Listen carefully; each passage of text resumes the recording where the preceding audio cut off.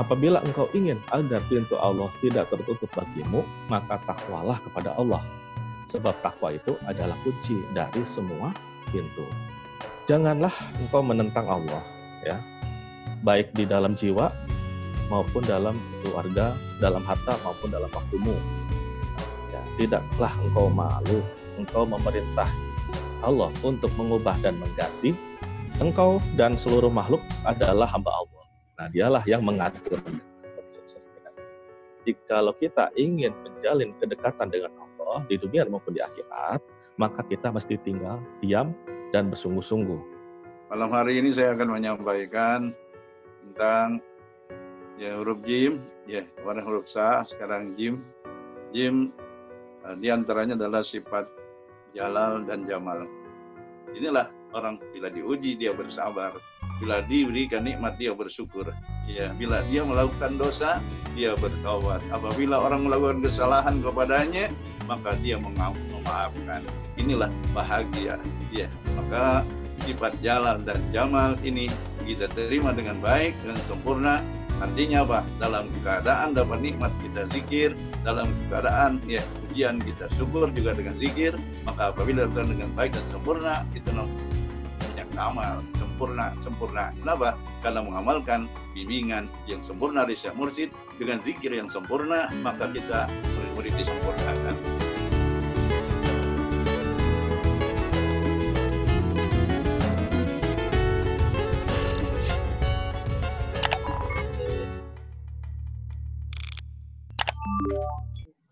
Assalamualaikum warahmatullahi wabarakatuh.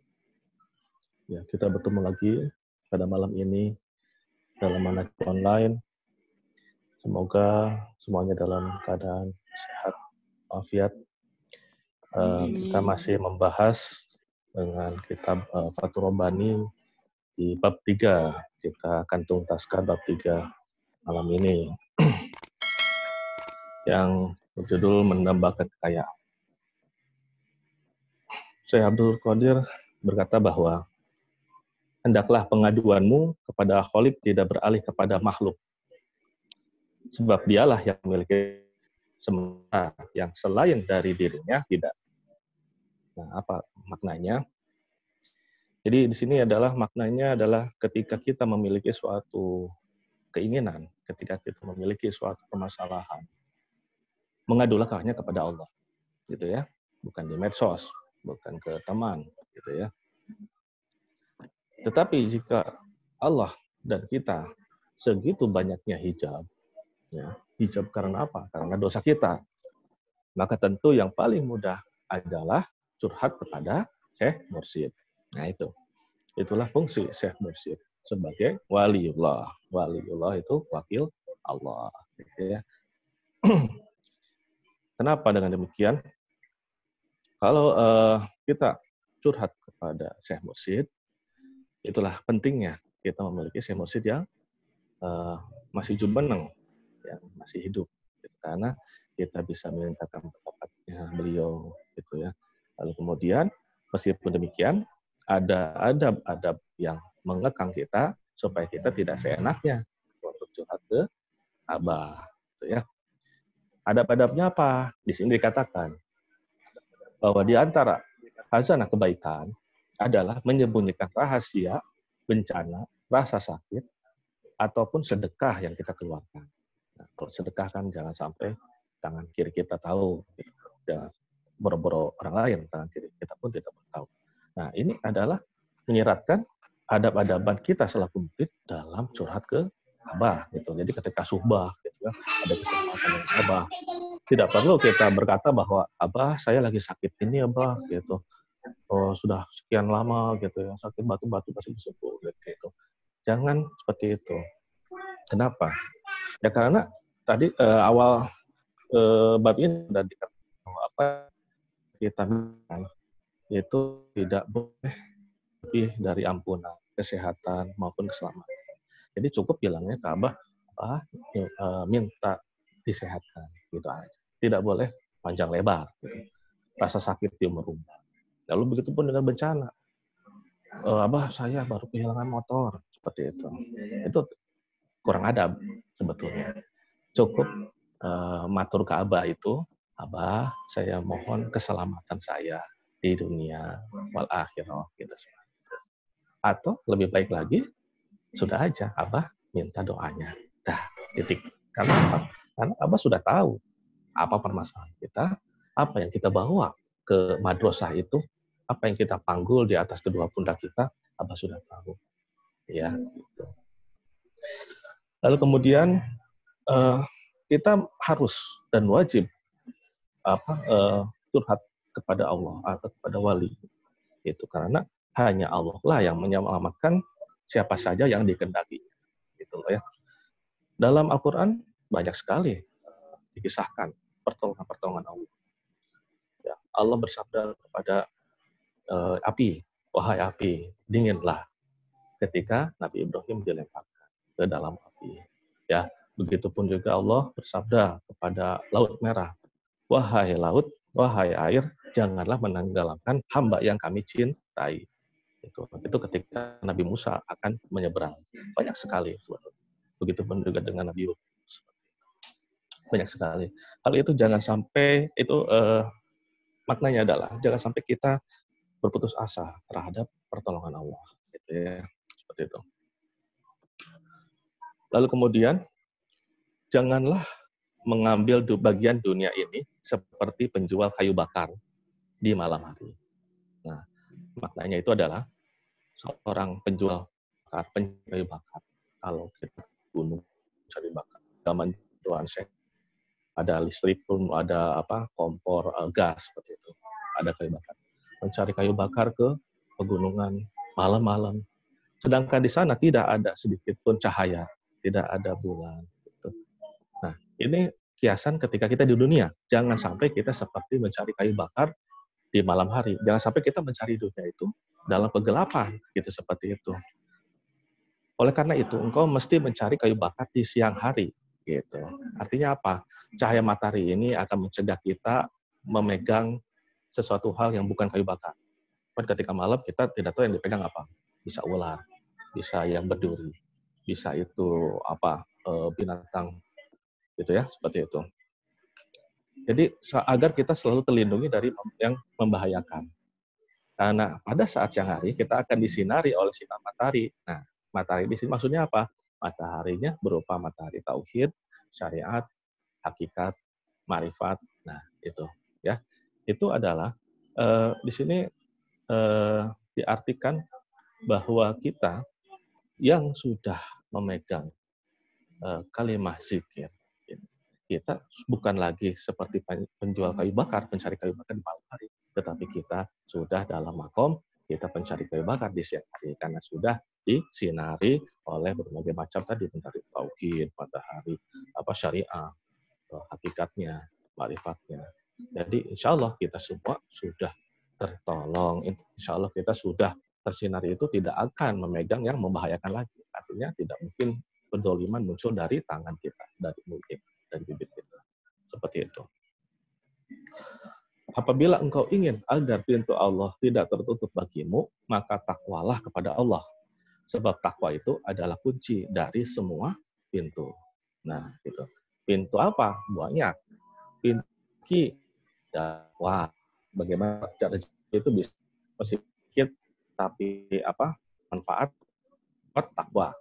Lalu kemudian pintu tobat, itu pun kuncinya adalah takwa, gitu. Karena tanpa ketakwaan tidak mungkin ada tobat.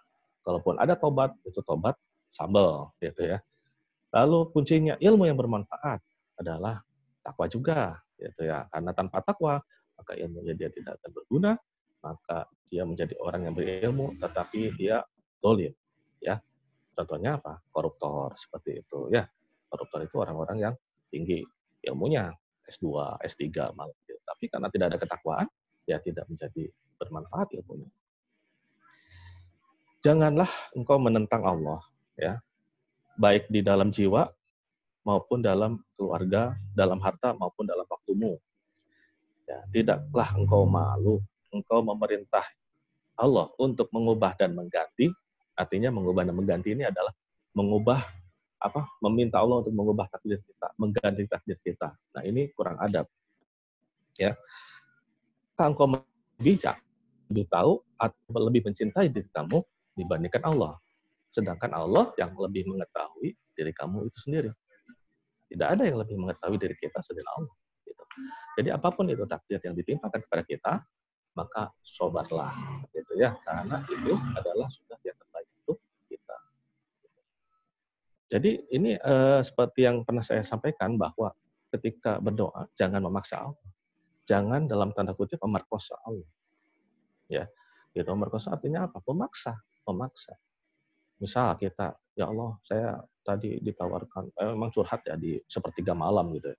Ya Allah, saya tadi mendapat proyek tersebut sekian M. Ya Allah, tolong, jikalau engkau berkenan, maka berikanlah, jatuhkanlah kepada saya.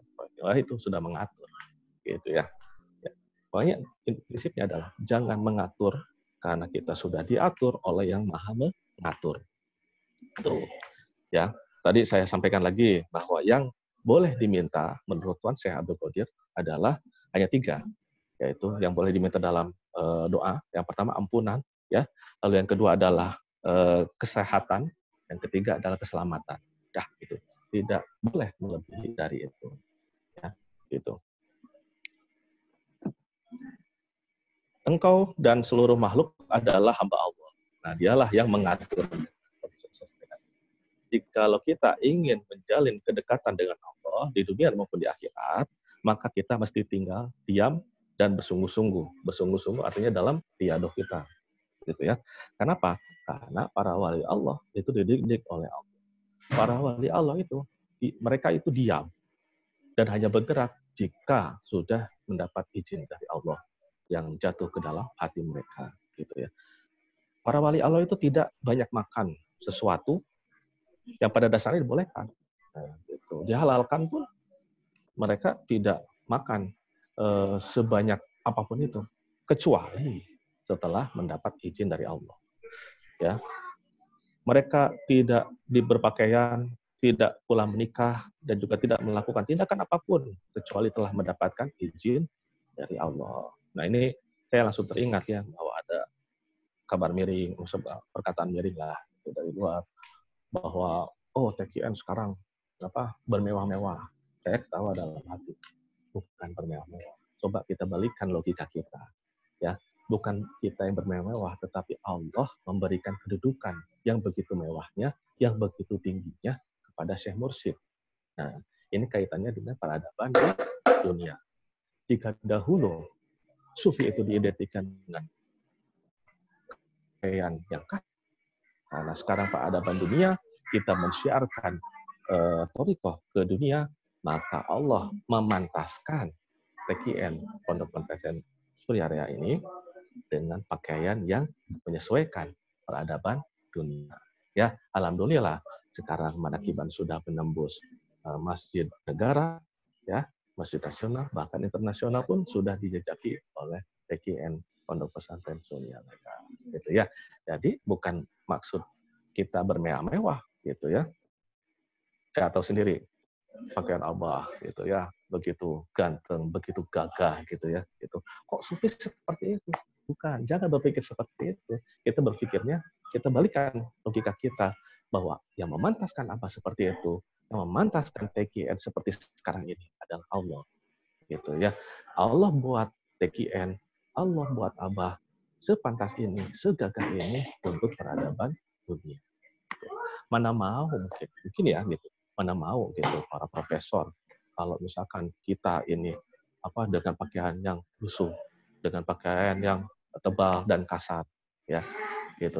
Tidak mungkin mereka mau, tidak mungkin para bule-bule datang seperti itu. Nah, ini menjadi kunci sebetulnya untuk mensyiarkan thariqah di mata internasional, ya, menduniakan thariqah. Ya, demikian akhir dari bab 3. Insya Allah nanti besok kita akan beranjak ke bab 4 tentang pertaubatan.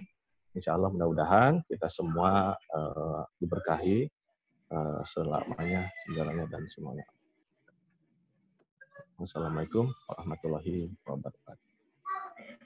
Qala ta'ala fi kitabil karim, a'udzubillahi minasyaitonir rajim. Bismillahirrahmanirrahim. Idza jaa ajaluhum la yastakhirun sa'atan wa la yastaqdimun. Faqala Rasulullah sallallahu alaihi wasallam, Allahu jamilun yuhibbul jamal. Sadaqallah wa sadaqa Rasul. Saya hormati sama-sama kita cintai, musabah. Mudah-mudahan kita semua, anak cucu kita, keluarga kita, sahabat kita, tetangga kita, orang-orang yang melihat mendengar kenal kepada kita, dapat limpahan barokah rahmat dari beliau, sehingga dapat mengamalkan amaliyah tariqah farin aksaw dimaksud dengan istiqomah. Para wakil talqin, saya hormati, para ikhwan akhwat, pengurus madrasah, wabil khusus, menakib, online pada malam hari ini. Setelah banyak ilmu-ilmu yang disampaikan oleh Yang Mulia Bapak Kiai Dr. Reza, alhamdulillah. Kita mudah-mudahan selalu tambah ilmu, tambah amal, tambah akhlak, tambah rasa. Rasa cinta kepada Allah, cinta kepada orang-orang yang cinta kepada Allah, cinta kepada amalan yang selalu membuat kita cinta kepada Allah. Malam hari ini saya akan menyampaikan tentang huruf jim, kemarin huruf sa, sekarang jim. Jim diantaranya adalah sifat jalal dan jamal. Di dalam dunia thariqah disebut ada sifat jalal, ada sifat jamal. Sifat jalal artinya sesuatu yang kurang menyenangkan kita atau bahasanya tidak enak dengan kita. Baik itu pada fisik kita, baik itu pada kehormatan kita atau pada harta kita.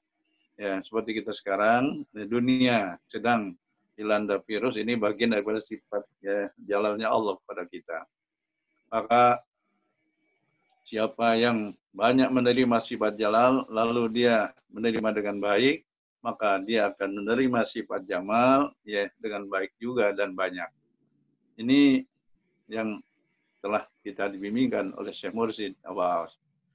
Karena memang dunia ini selalu seperti itu, sebagaimana yang kita imani dalam rukun iman kita yang ke-6, bil qadari khairihi wa syarrihi minallah. Kita beriman kepada Allah dengan takdir baik dan buruknya dari Allah. Jadi kita tidak melihat hanya baiknya saja lalu kita bersyukur. Juga tidak sebaliknya kita melihat buruknya saja lalu kita sabar, tapi dua-duanya dilihat. Dan setelah dua-duanya dilihat, tidak baik dan buruknya, tapi dilihat kepada yang memberikannya, itu adalah Allah Subhanahu wa Ta'ala. Maka sifat jalal dan jamal ini sesuatu yang silih berganti. Maka dalam surah Insyirah juga selalu kita baca waktu khataman dibimbingkan oleh Syekh Mursyid, maka kalimat yusri itu adalah kemudahan, berarti namanya sifat jamal. Dan usri yang kesulitan itu sifat jalal. Silih berganti. Hanya Rasulullah SAW menerangkan tentang kesulitan dan kemudahan ini, la yaglibul usru yusra ini. Kesulitan satu tidak bisa mengalahkan dua kemudahan. Artinya apa? Seorang itu minimal yang ada dalam dirinya, kesenangannya itu, kemudahannya itu 2/3. Dan yang tidak menyenangkan itu 1/3. Berdasarkan hadis Rasul dalam menafsirkan surah Al-Insyirah. Maka dengan begitu indah kita sebenarnya banyakkan diberi nikmatnya dari Allah daripada susahnya. Walaupun di antara kita banyakkan ngeluhnya, katanya susah terus hidup ini. Maka dengan keterangan seperti ini kita bersyukur, maka kita memang sudah dibimbingkan untuk selalu banyak baca surah Al-Insyirah.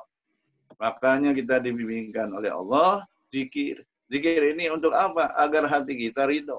Makanya kita minta kepada Allah ridho. Waridho kamatlubi. Kenapa? Kalau kita sudah mencapai ridha Allah, maka kita akan ridho semua apa yang diberikan oleh Allah. Lalu kita ini menggapai ridho, orang banyak yang tanya, apakah orang thariqah sudah mendapat ridha Allah? Jadi jawaban yang pasti, sudah. Sudah. Kenapa? Karena ketika kita ditalqin zikir oleh Syekh Mursyid, maka disitulah kita meraih ridho. Karena Allah berfirman dalam surah Al-Fatih ayat 18 itu, laqad radiyallahu 'anil mu'minina idh yubayyi'unaka tahta syajarah. Demi sungguh Allah sudah meridhai orang mukmin yang baiat di bawah pohon. Bukan pohon kurma, bukan pohon kelapa, tapi adalah pohon Al-Quran, itulah ilaha illallah. Kalau orang hatinya sudah ridho, maka yang baik pasti ya senang karena memang kebaikan. Dan yang buruk juga menjadi senang juga dia memandangnya. Kenapa? Istilahnya ya dia berkacamata hijau. Jadi walaupun yang merah dilihatnya tetap hijau. Ya, para ulama mengungkapkannya an-nasru bi aini ridha yasiru qabihu hasanan. Kalau memandang dengan pandangan ridho, yang buruk menjadi baik, ya, tidak sebaliknya, ya. Artinya apa? Kalau kita pandangannya suhti, buruk, ya, kesel, marah, ya, maka sebaliknya yang baik saja jadi buruk. Maka oleh karena itu kita semua sedang diuji oleh Allah dengan sifat jalalnya Allah, ya. Ini semua diberikan oleh Allah sebenarnya untuk menerima jamalnya Allah. Ikhwan akhwat ya yang saya hormati, maka sifat jamal dan sifat jalal ini tidak bisa kita ya mendapatkan dengan ridho menerimanya ya, sehingga kita hanya kepada Allah kalau kita tidak ditanamkan oleh Syekh Mursyid. Inilah bibit Al-Qur'an ya yang disebutnya ya, talqin zikir. Maka dengan demikian itulah saat kita menerimanya. Maka yang sudah Al-Fatihah ayat 18 seperti itu ya, disebut laqad radiyah. Jadi sungguh telah ridho saat itu ya. Maka ayat yang saya baca juga ayat yang sangat populer ya, bahwasanya iza jaa ajaluhum, ayat ini menerangkan tentang ajal ya seseorang. Ajal diartikan adalah umumnya umur kita habis, itu mati, itu dengan izin Allah. Tapi ulama zikir mengartikan ayat ini bukan hanya ajal kita itu habis ya, tempo hidup kita itu habis, tapi termasuk orang yang datang waktu kita dibuka hati kita oleh Allah melalui Syekh Mursyid, itu adalah termasuk ajal, termasuk waktu yang sudah ditentukan, tidak bisa mundur, tidak bisa maju. Ya, makanya orang yang dapat talqin zikir dari Syekh Mursyid sungguh telah dicatat oleh Allah sejak zaman azali pada tahun ini, bulan ini, minggu ini, hari ini, detik ini orang mendapat talqin zikir. Maka ini termasuk makna ajal. Ini adalah bagian dari waktu kita menerima ya ridho apa yang diberikan oleh Allah, baik dan buruknya, sehingga apa yang Allah ciptakan sesuai dengan firman Allah, Rabbana ma khalaqta hadza batila. Wahai Tuhan kami, tidak kamu jadikan ini batil. Jadi tidak ada yang batil. Ya, sifat-sifat yang disebut jalal tidak batil. Kenapa? Inilah orang bila diuji dia bersabar. Bila diberikan nikmat dia bersyukur. Ya, bila dia melakukan dosa dia bertaubat. Apabila orang melakukan kesalahan kepadanya maka dia memaafkan. Inilah makanya kita oleh Syekh Mursyid agar pandai memaafkan, ya, pandai ya memberikan maaf ya kepada orang yang minta maaf, bahkan kepada orang yang belum minta maaf sudah dimaafkan. Ini kenapa? Karena dia mempunyai sifat ya jamal dan jalal seimbang, sehingga orang yang seperti ini seimbangan antara sifat jalal dan jamal dengan baik, maka disebutnya oleh para ulama ahli tasawuf namanya sifat kamal. Kamal artinya sempurna, makanya Syekh Mursyid Al-Kamil ya. Maka kata Allah diberikan nama Al-Kamil ya dari Profesor ya kita Cicit Syekh Abdul Qadir Jailani ya, bukan untuk ya Abah saja, tapi kata Abah untuk semua ikhwan. Ya, kenapa? Karena Abah ya meyakini, karena Abah memang murid dari guru yang kamil itu Abah Anom, sehingga Abah muridnya juga murid kamil, kita juga sekarang sama. Abah Al-Kamil, para murid, ikhwan akhwat juga menjadi kamil, menjadi sempurna. Kenapa? Karena amaliyah kita disempurnakan ya oleh Allah melalui Syekh Mursyid dengan talqin zikir, baik amaliyah syariat seperti yang kita amalkan di dalam ya rukun Islam kita, baik itu sholat, zakat, infak, haji dan umrah. Dulu hanya ada syarat dan rukun, itu belum sempurna. Kenapa? Baru sadar, sekedar sah. Tapi apabila ada khusyuk, inilah ya ibadah kita, syariatnya disebut menjadi ya makbul. Itulah yang disebut sempurna. Ya, kenapa? Ya karena ya tidak ada khusyuknya. Ibadah yang tidak khusyuknya, khususnya salat disebutlah salat lima la khusyu'ala. Tidak sah, tidak sempurna salat yang tidak ada khusyuknya. Bukan hanya salat, semua ibadah disempurnakan syariatnya. Ya, begitu juga ihsannya. Ya, apalagi memang ini ihsan, tak boleh karena kata ya ini imannya, apalagi sama karena Rasul bersabda jadidu imanakum aksiru min qauli la ilaha illallah. Perbanyaklah imanmu, ya perkuatlah imanmu ya dengan banyak zikir la ilaha illallah. Inilah makna disempurnakan. Kenapa? Karena memang zikir yang kita bimbingkan oleh Syekh Mursyid dalam beberapa literatur saya dapati ya seperti dalam syarah ya Fathul Qadir ya syarah Jamil Shogir, zikir kita ini kata Imam Nawawi yang komplit antara jahar dan khafi, inilah disebut zikir kamil, zikir yang sempurna.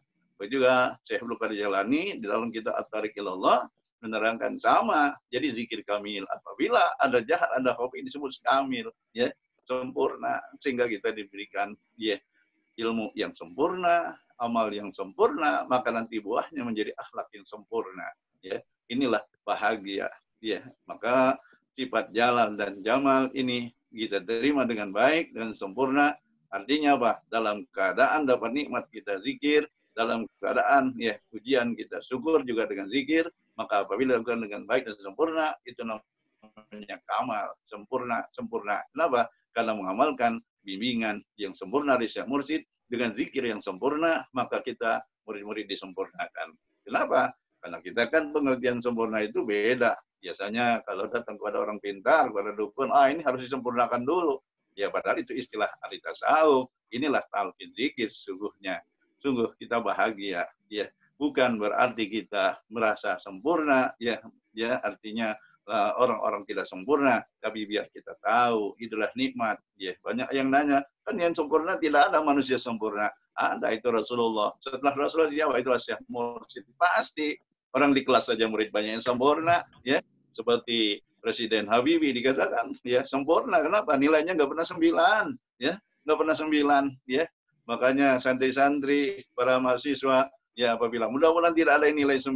Ada bengong kenapa? Oh, maksudnya jangan 9 juga jangan 10, 100 ya. Ini nilai sempurna ada pada diri manusia. Ya, kita juga sebenarnya ada mana begitu dalam sisi ya ilmu, amal dan akhlak. Sungguh bahagia. Inilah sifat jamal dan jalal seimbang, lalu kita dapat sifat kamal. Ya, alhamdulillah. Ikhwan akhwat sekalian yang saya hormati, ini saja yang saya aturkan kesempatan malam hari ini. Mudah-mudahan kita semua ya selalu disempurnakan oleh guru yang al-kamil, mukamil. Ya, kita juga menjadi murid yang kamil. Ya, semakin sempurna ilmunya, amalnya, dan akhlaknya. Sekian. Ya. Assalamualaikum warahmatullahi wabarakatuh.